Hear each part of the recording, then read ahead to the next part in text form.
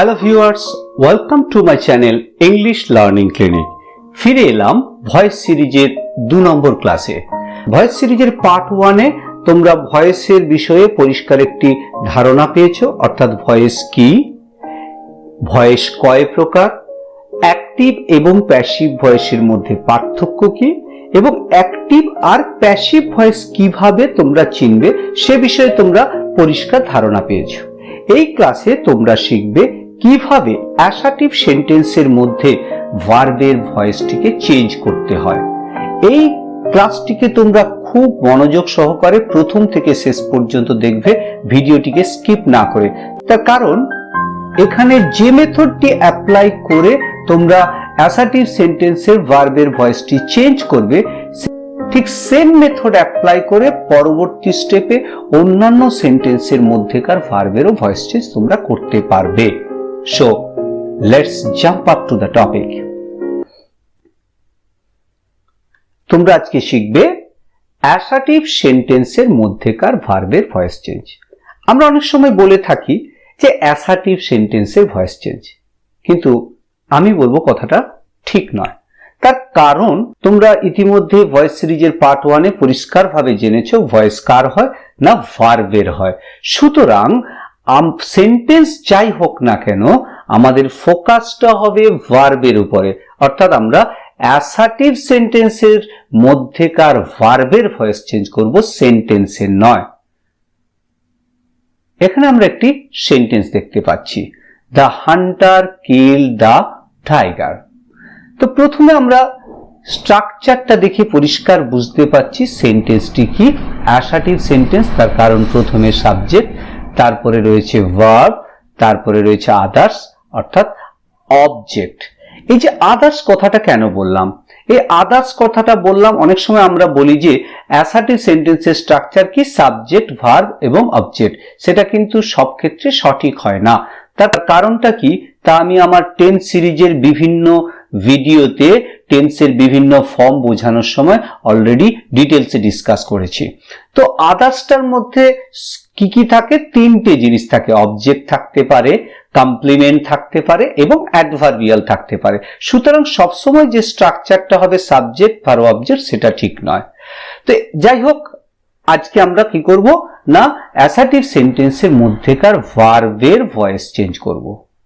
তো আমরা কিন্তু সেই ভার্বটারই ভয়েস চেঞ্জ করতে পারবো যদি সেই ভার্বটি ট্রানজিটিভ হয়। কি হয়? ট্রানজিটিভ। ট্রানজিটিভ ভার্বটা কি না, যে সমস্ত ভার্ব সেন্টেন্সের মধ্যে তারপরে অবজেক্ট গ্রহণ করে তাদেরকে বলা হয় ট্রানজিটিভ ভার্ব, আর যে সমস্ত ভার্ব তারপরে অবজেক্ট গ্রহণ করে না তাদেরকে বলা হয় ইনট্রানজিটিভ ভার্ব। সুতরাং আমরা এখানে প্রথমে দেখে নেব ভার্বটি ট্রানজিটিভ না ইনট্রানজিটিভ। তো ট্রানজিটিভ আমরা কি করে বুঝবো না, যদি এরপরে অবজেক্ট থাকে। তা আমরা দেখে নেই অবজেক্ট আছে কিনা। তো অবজেক্ট পেতে গেলে কি করতে হবে? ভার্বকে হুম বা হোয়াট দিয়ে কোশ্চেন করতে হবে। তা আমরা এখানে প্রশ্ন করি, হুম কিল্ড, কাকে হত্যা করেছিল হান্টার? টাইগারকে। সুতরাং টাইগার হচ্ছে object. So the verb killed is transitive verb. সুতরাং killed ভার্বটি হচ্ছে ট্রানজিটিভ ভার্ব। যদিও আমি এখানে দেখিয়েছি অ্যাক্টিভ থেকে প্যাসিভ ভয়েসে ট্রান্সফার করব, কিন্তু তা সত্ত্বেও আমাদেরকে জাজ করতে হবে ভার্বের ফর্মটি অ্যাক্টিভ না প্যাসিভ। তার কারণ পরীক্ষাতে কিন্তু সব ক্ষেত্রে বলা থাকবে না এটি অ্যাক্টিভ থেকে প্যাসিভে ট্রান্সফার করো বা প্যাসিভ থেকে অ্যাক্টিভে ট্রান্সফার করো, শুধুমাত্র বলা থাকবে ভয়েস চেঞ্জ করো। সুতরাং আমাদেরকে প্রথমে জাজ করে নিতে হবে ভার্বের ফর্মটি অ্যাক্টিভ না প্যাসিভ। চলো, আমি ভয়েস সিরিজের পার্ট 1-এ অলরেডি ডিসকাস করেছি যে প্যাসিভ ফর্ম হচ্ছে সেই ফর্মটি যদি ফর্মটি হয় বিভার্ব এবং তারপরে ভার্বের থার্ড ফর্ম থাকে, সেই ফর্মটি যদি হয় তবেই সেটি হচ্ছে ভার্বের প্যাসিভ ফর্ম। তো তোমরা এখানে দেখতেই পাচ্ছ যে কোনো বিভার্ব আমরা দেখতে পাচ্ছি না। সুতরাং ফার্স্ট চান্সে আমরা জাজ করতে পারলাম যে ভার্বের এই ফর্মটি অ্যাক্টিভে রয়েছে, প্যাসিভে নয়। সুতরাং আমাদের টার্গেট হবে ভয়েস চেঞ্জের জন্য এই ফর্মটিকে প্যাসিভ ফর্ম করা, অর্থাৎ বি ভার্ব এবং ভার্বের থার্ড ফর্ম এই সিস্টেমে আমরা নিয়ে আসব। তো তোমরা এখানে জানতে পারলে যে ভার্বের ফর্মটি হচ্ছে অ্যাক্টিভ, সুতরাং সাবজেক্টের পজিশনে যে বসে রয়েছে সে হচ্ছে অ্যাক্টিভ, অর্থাৎ এখানে ডুয়ারকে আমরা ইম্পর্টেন্স দিয়ে কথাটি বলেছি। তো আমি অলরেডি পার্ট 1-এ বলেছিলাম যে স্পিকার যখন কথা বলবে তখন সে কার উপরে ইম্পর্টেন্স দিয়ে কথা বলবে সেটা হচ্ছে তার মর্জির উপরে নির্ভর করছে। সে সাবজেক্টকে ইম্পর্টেন্স দিয়ে কথা বলতে পারে, আবার অবজেক্টকে ইম্পর্টেন্স দিয়ে কথা বলতে পারে। এই সেন্টেন্সটি দেখে বুঝতে পারছি স্পিকার হচ্ছে সাবজেক্টকে ইম্পর্টেন্স দিয়ে কথাটা বলেছে, সুতরাং এই ফর্মটি হচ্ছে অ্যাক্টিভ। আর একে প্যাসিভ করতে হলে আমাকে কি করতে হবে, যার ওপরে কাজটা করা হয়েছে অর্থাৎ অবজেক্টকে ইম্পর্টেন্স দিয়ে সেন্টেন্সটাকে বলতে হবে। অবজেক্টকে ইম্পর্টেন্স দেবো মানে অবজেক্টকে সাবজেক্টের পজিশনে আনতে হবে। তো আমরা সাবজেক্টকে সাবজেক্টের পজিশনে নিয়ে চলে এলাম দ্য টাইগার। তো যেহেতু অবজেক্ট সাবজেক্টের পজিশনটা অকুপাই করে নিয়েছে, সুতরাং সাবজেক্টকে ওখান থেকে সরে যেতে হবে। সাবজেক্ট হচ্ছে অবজেক্টের পজিশনে চলে যাবে বাই প্রিপোজিশন নিয়ে। কেন? তার কারণ হচ্ছে সাবজেক্টকে অবজেক্টের পজিশনে নিয়ে যাই বা যাই করি, আমাদের কিন্তু অর্থের কোনো পরিবর্তন হওয়া চলবে না। অর্থাৎ এখানে যিনি কাজটা করেছেন অর্থাৎ ডুয়ার, তাকে কিন্তু ডুয়ার হিসাবেই দেখাতে হবে। এখানে কিন্তু তাই বাই দ্য হান্টার অর্থাৎ হান্টারের দ্বারা কাজটি করা হয়েছিল। এবারের আমাদের কাজটা হবে কি, ভার্বের ফর্মটাকে চেঞ্জ করা। ভার্বের ফর্মটাকে কি চেঞ্জ করব? আমরা আগেই বলেছিলাম এটাকে যে কোনো ভাবে আমাকে নিয়ে আসতে হবে বি ভার্ব এবং তারপরে ভার্বের থার্ড ফর্ম। তো সেটা কিভাবে করব না, ভার্বের যে টেন্স রয়েছে এখানে পরিষ্কার দেখতে পাচ্ছি ভার্বের ফর্মটি দেখে ভার্বের পাস্ট ইনডেফিনিট ফর্ম রয়েছে, সুতরাং ওই ফর্মটি ও কাকে দিয়ে দেবে, বি ভার্বকে দিয়ে দেবে ওই ফর্মটি। সুতরাং বি ভার্বের পাস্ট ইনডিফিনিট ফর্ম হচ্ছে ওয়াজ অথবা ওয়্যার। যেহেতু the tiger third person singular number সেহেতু এটা হবে ওয়াজ। এর পরের কাজ হচ্ছে কি, ভার্বের নিজস্ব ফর্মটি হবে থার্ড ফর্ম অর্থাৎ পাস্ট পার্টিসিপল ফর্ম, কিলের ফার্স্ট পার্টিসিপল ফর্ম কিল্ড। সুতরাং এটি হলো ভার্বের প্যাসিভ ফর্ম নিয়ে তৈরি sentence, the tiger was killed by the hunter. তো এক্ষেত্রে একটা কথা বলে রাখি যে এই সেন্টেন্সটি এটি অ্যাফার্মেটিভ সেন্টেন্স, হ্যাঁবাচক সেন্টেন্স। তো সেন্টেন্সটি কিন্তু নেগেটিভ সেন্টেন্স হতে পারে, সেটি কিন্তু আমি আর আলাদাভাবে দেখাচ্ছি না, শুধুমাত্র উদাহরণ দিয়েই দেখিয়ে দিচ্ছি। ধরো সেন্টেন্সটি যদি থাকতো the Hunter did not kill the tiger, তো এটা দেখে আমরা বুঝতে পারছি সেন্টেন্সটি হচ্ছে নেগেটিভ সেন্টেন্স, অর্থাৎ কিল্ড এই কিল্ড ফর্মটার জায়গায় কি হতো না ডিড নট কিল, এটি নেগেটিভ ফর্ম। তো যাই হোক না কেন, নেগেটিভ হোক আর অ্যাফার্মেটিভ হোক, তো এখানেও আমরা দেখতে পাচ্ছি ডিড নট কিল, এই অংশে আমরা দেখতে পাচ্ছি কোনো বি ভার্ব নেই, সুতরাং এই ফর্মটিও হচ্ছে অ্যাক্টিভ ফর্ম। একে কি করতে হবে, প্যাসিভ ফর্মে করতে হবে, অর্থাৎ আমাকে নিয়ে আসতে হবে বি ভার্ব এবং ভার্বের থার্ড ফর্ম। তো এক্ষেত্রে ডিড এই ফর্মটি দেখে আমরা বুঝতে পারছি এই ভার্বের পাস্ট ইনডেফিনিট ফর্ম ছিল, তাই এক্ষেত্রেও কিন্তু ও কাকে দিয়ে দিবে, বি ভার্বকে, অর্থাৎ বি ভার্বের পাস্ট ইনডেফিনিট ফর্ম ওয়াজ। যেহেতু এটা নেগেটিভ সেন্টেন্স, শুধুমাত্র এই বি ভার্বের পরে নেগেটিভ ফর্ম অর্থাৎ নট কথাটি আসবে এবং একই রকম ভাবে ভার্বের থার্ড ফর্ম কিল্ড হবে। সুতরাং সেক্ষেত্রে চেঞ্জ হওয়া সেন্টেন্সটি হবে the tiger was not killed by the hunter. তো সুতরাং তোমরা এখানে দেখতে পেলে যে ভার্বের ফর্মটিকে অ্যাক্টিভ থেকে প্যাসিভে করতে গেলে ভাইটাল ভূমিকা কাকে নিতে হবে না বি ভার্বের ফর্মটাকে। সেই কারণে বি ভার্বের বিভিন্ন টেন্সের ফর্মটা জানা খুবই জরুরি। চলো আমরা একবার বি ভার্বের বিভিন্ন টেন্সের ফর্মটা তৈরি করে নেই। Form of be verb in different tense, বিভিন্ন টেন্সের ক্ষেত্রে বি ভার্বের ফর্ম। তো এক্ষেত্রে মনে রাখতে হবে বি ভার্ব কিন্তু এখানে মেন ভার্ব হিসেবে তোমরা ভাববে, অর্থাৎ বির জায়গায় ধরে নাও প্লে যদি থাকতো তাহলে সেক্ষেত্রে ফর্মগুলো কেমন হবে। তো আমি আমার টেন্স সিরিজে অলরেডি দেখিয়েছি যে টেন্সটা কি, টেন্স ইজ ইকাল টু কি না, tense is equal to time plus nature of action, অর্থাৎ সময়ের সঙ্গে যখন কাজের ধরনটা অ্যাড হয়ে যাবে তখনই হয় সেটি টেন্স। তো এক্ষেত্রেও কিন্তু ঠিক সেম মেথড অ্যাপ্লাই করে আমি দেখাবো যে বি ভার্বের বিভিন্ন টেন্সের ফর্মটা কি হয়। তো টাইম কয় প্রকার এখানে দেখিয়েছি, টাইম 3 প্রকার, প্রেজেন্ট, পাস্ট এন্ড ফিউচার। আর নেচার অফ অ্যাকশন অর্থাৎ কাজের ধরনটা কি, indefinite, continuous, perfect and perfect continuous. এই যে সিস্টেমটাতে আমি বিভিন্ন টেন্সটা বানাচ্ছি সেটি কিন্তু আমি আমার টেন্স সিরিজের বিভিন্ন ভিডিওতে ডিটেলসে আলোচনা করেছি। সুতরাং এটিকে এইভাবে বুঝতে গেলে অবশ্যই তোমাদেরকে টেন্স সিরিজের অন্ততপক্ষে লেসন 1 থেকে লেসন 6 পর্যন্ত মনোযোগ সহকারে দেখতে হবে। চলো এবার আমরা বি ভার্বের বিভিন্ন ফর্মগুলো বানিয়ে ফেলি। তো বি ভার্বের প্রেজেন্ট ইনডেফিনিট ফর্ম হচ্ছে am অথবা is অথবা are সাবজেক্ট অনুসারে, পাস্ট ইনডেফিনিট ফর্ম হচ্ছে was অথবা were, এবং সেই সাথে সাথে ফিউচার ইনডেফিনিট ফর্ম হচ্ছে shall be বা will be। তো একই রকম ভাবে আমরা এবার কন্টিনিউয়াস ফর্মগুলো আমরা তৈরি করব। তো এই কন্টিনিউয়াস কাজের নেচারটা দেখানো হয় ভার্বের সঙ্গে আইএনজি যোগ করে। সুতরাং বি ভার্বের সঙ্গে আইএনজি যোগ করলে কি হবে, বিইং। এবং এক্ষেত্রে টাইমটাকে অ্যাড করতে হবে। তো টাইমটা দেখায় কে কন্টিনিউয়াস স্ট্যাটাসের ক্ষেত্রে, না বি ভার্ব। অর্থাৎ যদি এটি প্রেজেন্ট টাইম হয় তাহলে বি ভার্বের প্রেজেন্ট ফর্ম অর্থাৎ am, is বা are।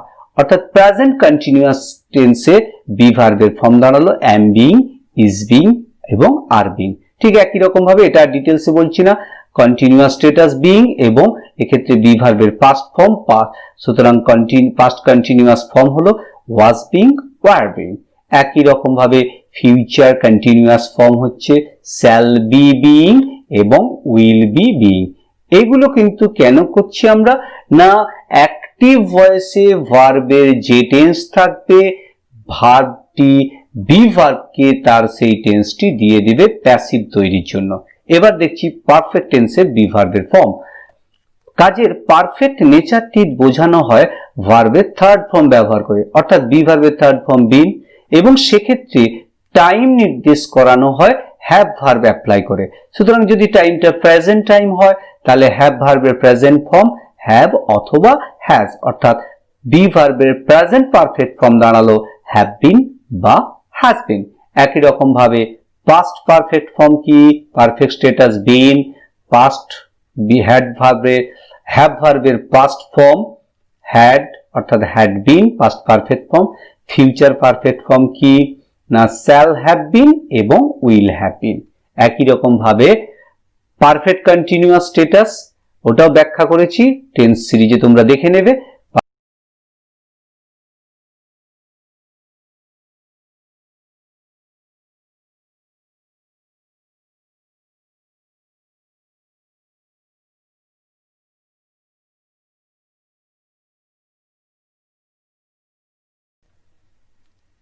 এবার আমরা সেই জায়গাতে আবার ফিরে এলাম, আমরা আবার সেই পূর্বের অংশে ফিরে এলাম।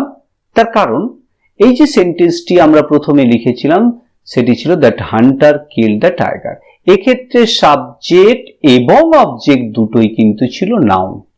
তো যদি এই সেন্টেন্সটিতে সাবজেক্ট অবজেক্ট নাউন না হয়ে প্রোনাউন হতো, অর্থাৎ যদি হান্টারের জায়গায় হি হতো, টাইগারের জায়গায় মি হতো, অর্থাৎ সেন্টেন্সটি যদি হতো হি কিল্ড মি, এক্ষেত্রে দেখতে পাচ্ছি সাবজেক্ট এবং অবজেক্ট দুটোই প্রোনাউন। তো সেক্ষেত্রে আমরা যখন নাউন ছিল আমরা দেখেছিলাম সাবজেক্ট অবজেক্টের পজিশনে গেলে হচ্ছে হান্টার হান্টারই থাকছে, অবজেক্ট সাবজেক্টের পজিশনে গেলে টাইগার টাইগারই থাকছে। তো এক্ষেত্রেও কি হি সাবজেক্টের পজিশন থেকে অবজেক্টের পজিশনে গেলে হি থাকবে, বা মি অবজেক্টের পজিশন থেকে সাবজেক্টের পজিশনে গেলে মি থাকবে না। কি হবে না, মি যখন অবজেক্ট থেকে সাবজেক্টের পজিশনে যাবে হয়ে যাবে আই, এবং হি যখন সাবজেক্ট থেকে অবজেক্টের পজিশনে যাবে তখন হয়ে যাবে বাই হিম। তো এক্ষেত্রে দেখো মি কিন্তু মি থাকলো না, হি কিন্তু হি থাকলো না, চেঞ্জ হয়ে গেছে। এবার যেমন ছিল ভার্বের ফর্ম সেটা থাকবেই, ওয়াজ কিল্ড, অর্থাৎ আনসারটা দাঁড়ালো I was killed by him. তো এক্ষেত্রে আমরা কিন্তু পরিবর্তন একটা দেখতে পাচ্ছি, অর্থাৎ মি সাবজেক্টের পজিশনে গেলে আই হয়ে গেল, হি অবজেক্টের পজিশনে গেলে হয়ে গেল বাই হিম।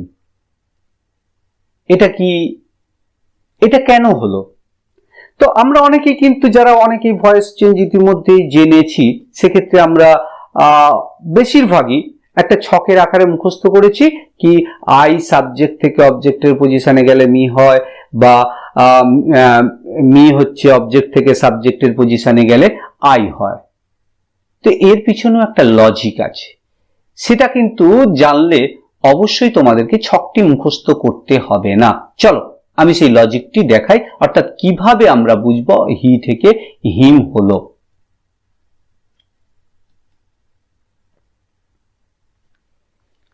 এখানে আমরা দুটো সেন্টেন্স দেখতে পাচ্ছি, I gave him, he gave me. আমি তাকে দিলাম, হি গেভ মি, সে আমাকে দিল। এই দুটো সেন্টেন্স থেকেই কিন্তু আমরা অ্যানালাইজ করে পেয়ে যাব কেন আই থেকে মি বা হি থেকে হিম হয়। দেখো এই সেন্টেন্সের ভার্বকে যদি আমরা হু দিয়ে কোশ্চেন করি, তার আনসারটা কি পাবো? হু গেভ, আনসারটা পাবো আই, অর্থাৎ আই হচ্ছে সাবজেক্ট বা সাবজেক্ট ফর্ম। আবার একই রকম ভাবে দ্বিতীয় সেন্টেন্সের আমরা ভার্বকে হু দিয়ে কোশ্চেন করলাম, হু গেভ, এক্ষেত্রে আনসারটা পাচ্ছি হি গেভ, এক্ষেত্রে হি হচ্ছে সাবজেক্ট বা সাবজেক্ট ফর্ম। একই রকম ভাবে আমি আবার কি করব না, গেভ ভার্বকে হুম দিয়ে কোশ্চেন করলাম, হুম গেভ, কাকে দিল? না, আনসার হচ্ছে হিম গেভ, অর্থাৎ হিম হচ্ছে অবজেক্ট ফর্ম বা অবজেক্ট। আবার একই রকম ভাবে সেকেন্ড সেন্টেন্সের ভার্বকেও আমরা হুম দিয়ে প্রশ্ন করব, হুম গেভ, না, আনসার দাঁড়ালো মি, এক্ষেত্রে এটি হচ্ছে অবজেক্ট ফর্ম। তো এখান থেকে আমরা পরিষ্কার দেখতে পেলাম এই আই প্রোনাউনটি হচ্ছে সাবজেক্ট ফর্ম এবং মি হচ্ছে object form. Car object form? I এর অবজেক্ট ফর্ম। একই রকম ভাবে হি হচ্ছে এই প্রোনাউনটির সাবজেক্ট ফর্ম এবং হিম হচ্ছে ওই প্রোনাউনের অবজেক্ট ফর্ম। সে কারণেই কিন্তু যখন সাবজেক্ট তার পজিশন ছেড়ে অবজেক্টের পজিশনে যায়, সে তার অবজেক্ট ফর্মটি গ্রহণ করে। উল্টো ভাবে অবজেক্ট যখন সাবজেক্টের পজিশনে যায়, সেই প্রোনাউনটি তার সাবজেক্ট ফর্ম নিয়ে বসে। একই রকম ভাবে হি থেকে হিম বা হিম থেকে হি, আই থেকে মি, মি থেকে আই। সুতরাং এরপরে আশা করছি তোমাদেরকে আর মুখস্থ করতে হবে না। তো সব ক্ষেত্রে এই প্রোনাউনের চেঞ্জটি ঠিক এইভাবে মনে রাখবে, কে দিয়েছিল? আই। কাকে দিয়েছিল? মি। সুতরাং আই হচ্ছে সাবজেক্ট ফর্ম, মি হচ্ছে অবজেক্ট ফর্ম।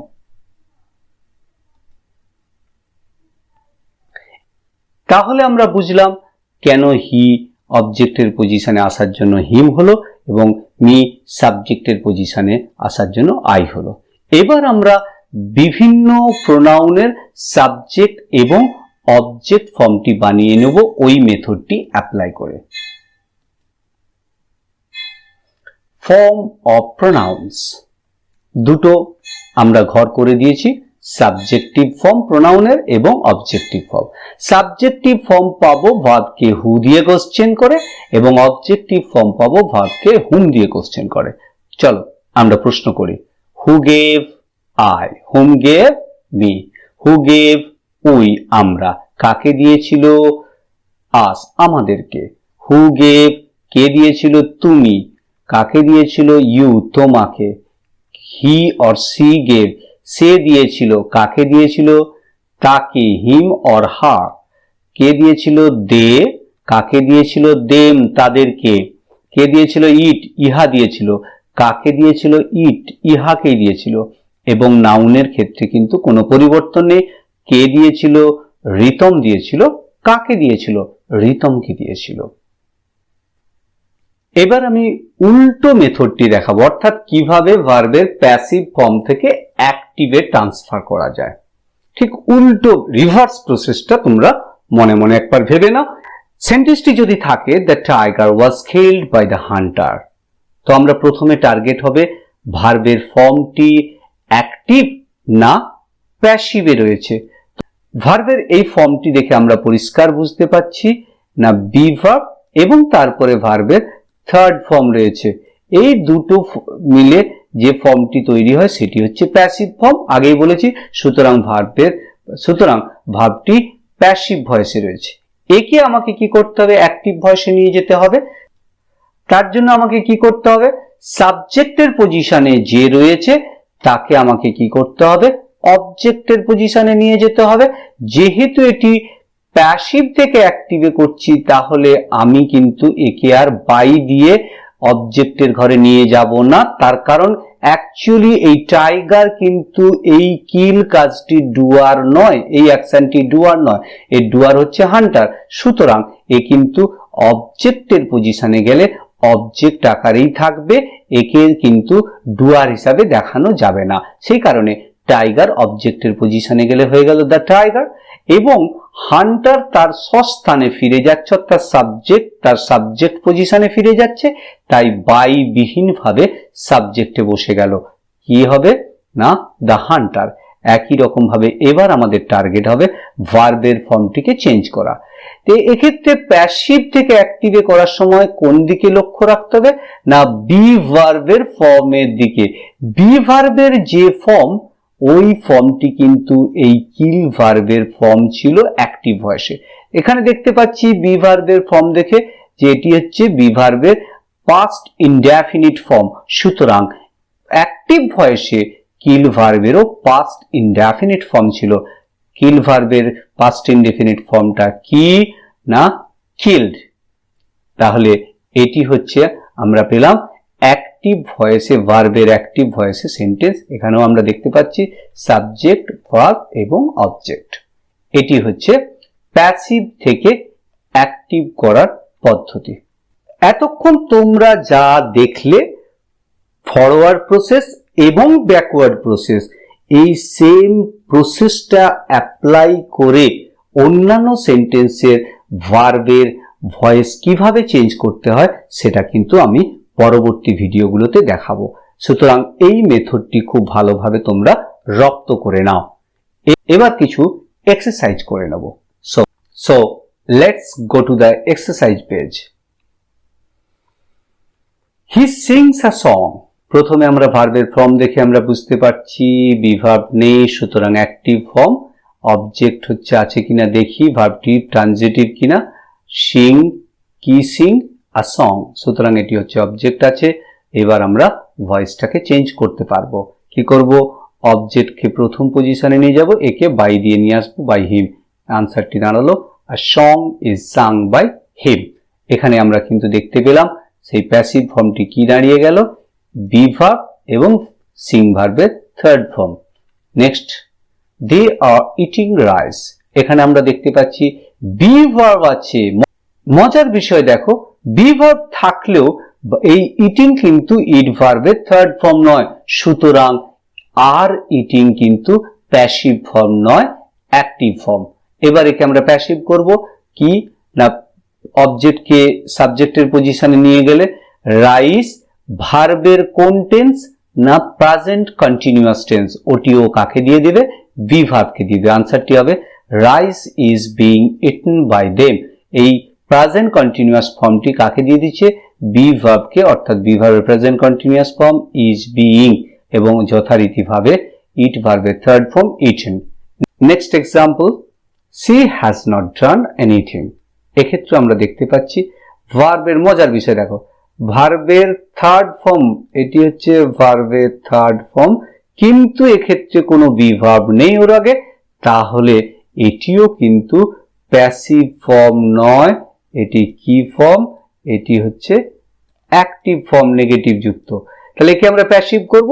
একই রকম ভাবে এনিথিংটা প্রথমে চলে যাবে আর নটটা শুধুমাত্র বি ভার্বের পরে এসে যাবে। তো ভার্বের কোন ফর্ম? না ভার্বের হচ্ছে প্রেজেন্ট পারফেক্ট ফর্ম। বি ভার্বের প্রেজেন্ট পারফেক্ট ফর্ম নিয়ে আসবো। Anything has not been, has বিনটা বি ভার্বের প্রেজেন্ট পারফেক্ট ফর্ম, নেগেটিভ হওয়ার জন্য হ্যাজ এর পরে শুধু নট এসে গেছে। এটি হচ্ছে বি ভার্বের প্রেজেন্ট পারফেক্ট ফর্ম, এটি দিয়ে দিচ্ছে, এবং ডান এই ভার্বটির থার্ড ফর্ম বসেছে। সুতরাং বি ভার্ব এবং ভার্বের থার্ড ফর্ম মিলে হয়ে গেল passive form. Next example, you saw a big snake, এক্ষেত্রে আমরা দেখতে পাচ্ছি বি ভার্ব নেই, একে আমরা চেঞ্জ করলে কি দাঁড়ালো, a big snake was seen by you. ভার্বের পাস্ট ইনডেফিনিট ফর্ম ও কাকে দিয়ে দিয়েছে, বি ভার্বকে, বি ভার্বের পাস্ট ইনডেফিনিট ওয়াজ এবং এই ভার্বের third form seen. Next example, boys were playing cricket, এটা হচ্ছে পাস্ট কন্টিনিউয়াস ফর্ম ভার্বের, এক্ষেত্রেও দেখতে পাচ্ছি বি ভার্ব আছে, ভার্বের থার্ড ফর্ম নেই, সুতরাং এটি অ্যাক্টিভ ফর্ম। নেক্সট আনসারটা কি হবে, cricket was being played by the boys, এক্ষেত্রে ভার্বের পাস্ট কন্টিনিউয়াস ফর্ম ও কাকে দিয়ে দিল, বি ভার্বকে দিয়ে দিল ওয়াজ বিং এবং ভার্বের third form cricket was being played by the boys. Next example, the giant had built a wall, এক্ষেত্রে আমরা দেখতে পাচ্ছি বিল থার্ড ফর্ম আছে কিন্তু বি ভার্ব নেই, এই আনসারটি হবে আ ওয়াল হ্যাড বিন ভার্বের পাস্ট পারফেক্ট ফর্ম হয়ে ওটি কাকে দিয়ে দিল, বি ভার্বকে, হ্যাড বিন এবং নিজের থার্ড ফর্ম হয়ে গেল built, had been built, a wall had been built by the giant. Next, I shall do it, এক্ষেত্রে আমরা দেখতে পাচ্ছি বি ভার্ব নেই, সুতরাং এটি অ্যাক্টিভ ফর্ম, কি টেন্স ভার্বের ফিউচার ইনডেফিনিট ফর্ম, এটির ভয়েস চেঞ্জ কিরকম হবে, it will be done by me, এক্ষেত্রে ভার্বের ফিউচার ইনডেফিনিট ফর্ম ওটি দিয়ে দিল কাকে, বি ভার্বকে, বি ভার্বের future indefinite form shall be বা উইল বি, যেহেতু সাবজেক্টের পজিশনে যে রয়েছে সেটি থার্ড পারসন সিঙ্গুলার নাম্বার তাই উইল হলো, এক্ষেত্রে আনসারটি it will be done by me. Next, the glass was broken by her, এক্ষেত্রে দেখো বি ভার্ব রয়েছে, এক্ষেত্রে রয়েছে বি ভার্ব এবং তারপরে রয়েছে ব্রকেন ভার্বের থার্ড ফর্ম, সুতরাং এই ফর্মটি হচ্ছে প্যাসিভ ফর্ম, একে কি করতে হবে, অ্যাক্টিভে নিয়ে যাব। হার সাবজেক্টের পজিশনে গেলে হয়ে যাবে সাবজেক্টিভ ফর্ম সি, তাহলে আনসারটি দাঁড়াবে she broke the glass. Passive ফর্মে যেহেতু বি ভার্বের পাস্ট ইনডেফিনিট ফর্ম ছিল সেহেতু আমাদেরকে বুঝতে হবে যে এই ব্রোকেন এই ভার্বটির পাস্ট ইনডেফিনিট ফর্ম অ্যাক্টিভ ভয়েসে ছিল, তাই এখানে ওয়াজ ব্রোকেন থেকে হয়ে গেল শুধু broke past indefinite form, she broke the glass. Next, fruits were not being sold by them, এক্ষেত্রে আমরা দেখতে পাচ্ছি বি ভার্ব এবং তারপরে হচ্ছে ভার্বের থার্ড ফর্ম, সুতরাং এটি হচ্ছে প্যাসিভ ফর্ম। আনসারটা দাঁড়ালো they were not selling fruits, এক্ষেত্রে ভার্বের পাস্ট, এক্ষেত্রে বি ভার্বের পাস্ট কন্টিনিউয়াস ফর্ম ছিল, সুতরাং সোল্ড এই ভার্বটিও ফার্স্ট কন্টিনিউয়াস ফর্ম অ্যাক্টিভ ভয়েসে ছিল, তাই দেখো were not selling past continuous form. The work has been done by us, এর আনসারটা তাহলে কি দাঁড়াবে, they have done the work. সুতরাং স্টুডেন্টস, ভিডিওটি তোমাদের কেমন লাগলো অবশ্যই কমেন্ট বক্সে তোমরা জানিও, যাতে করে আমি পরবর্তী ভিডিওগুলো খুব তাড়াতাড়ি তোমাদের সামনে উপস্থাপন করতে পারি, যেখানে কিন্তু তোমরা দেখতে পাবে এই সেম মেথড অ্যাপ্লাই করে কিভাবে বিভিন্ন সেন্টেন্সের ক্ষেত্রে ভার্বের ভয়েসটা চেঞ্জ করা যায়। চ্যানেলে নতুন হলে অবশ্যই চ্যানেলটিকে সাবস্ক্রাইব করে রাখো এবং বেল আইকনটি সেই সাথে সাথে প্রেস করো, যাতে করে পরবর্তী ভিডিও আসার সাথে সাথেই কিন্তু তুমি নোটিফিকেশনটা পেয়ে যেতে পারো।